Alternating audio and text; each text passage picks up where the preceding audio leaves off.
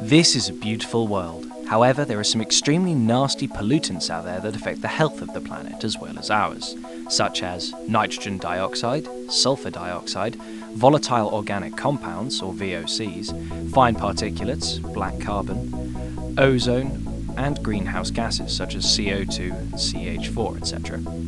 The majority of these pollutants can be put into two main categories: gases and particulates. In the past, the majority of these gases were coming from homes and industries, burning fossil fuels, etc. But today, things are very different.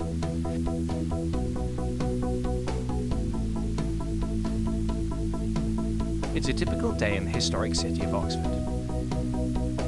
Everybody is getting on with their day-to-day life. But let's take a closer look at the average daily scene. Today, the majority of urban pollutants come from vehicle emissions. We can't see most of them, yet we breathe them in. But what if you could? It's more obvious now, isn't it? Doesn't that make you think differently? Air pollutants are extremely bad for your health.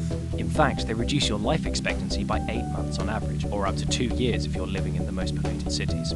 As well as this, air pollution can also affect existing health conditions such as asthma and heart and lung diseases. It's not only about the people's health, but also about our precious planet's life.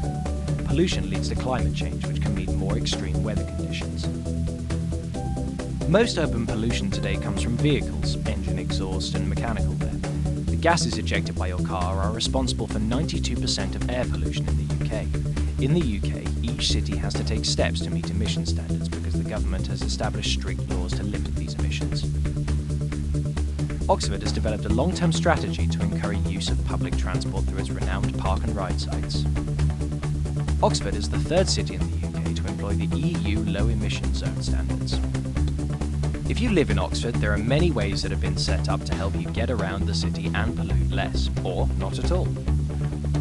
Why not take your bike to work? Well, if it rains, there is always the alternative of the bus. Yes, the City of Oxford has introduced new eco-friendly hybrid buses. Or why not share a car with your colleagues? Carpooling is very relaxing and a cheap solution. If you really need to use a car, think about buying a smaller one or even using an electric car. The City Council has provided recharge points across the city. For the last 10 years, average roadside levels of pollution in central Oxford have reduced, but we still exceed the annual standards of nitrogen dioxide.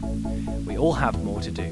Governments, vehicle manufacturers, and ourselves. We need more sustainable, low-emission forms of transport. We need to change our travel behaviours, use public transport when we can, try alternatives. If everyone contributes by making changes in their habits and behaviours, it will lead to cleaner air in Oxford, England, and in the European Union, and on the planet. If you'd like any more information on how to make these changes or on Oxford's air quality programme, visit oxford.gov.uk and our Twitter and YouTube pages.